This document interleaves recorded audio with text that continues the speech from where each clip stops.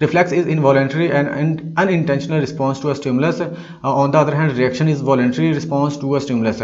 जो रिफ्लेक्स होता है वो इनवॉलेंटरीली या अनइंटेंशनल, यानी कि हम इंटेंशनल रिस्पॉन्स नहीं कर रहे होते, कॉन्शियसली रिस्पॉन्स नहीं कर रहे होते, जबकि रिएक्शन जो होता है वो हम कॉन्शियसली रिस्पॉन्स कर रहे होते हैं। इसके लिए हमें कॉन्शियस थॉट की जरूरत नहीं पड़ती रिफ्लेक्स के लिए, जबकि रिएक्शन के लिए हमें पड़ती है ज़रूरत। जो रिफ्लेक्स है इसको स्पाइनल कोड कंट्रोल करती है, जबकि जो रिएक्शन है इसको ब्रेन कंट्रोल करता है। इसकी एग्जाम्पल अगर देखें तो हमारे मुंह में जो सलाइवा क्रिएट होता है फूड को देखने से, खाने से, वो हमारा रिफ्लेक्स होता है। ब्लिंक करना आंखों को, वो भी हमारा रिफ्लेक्स है।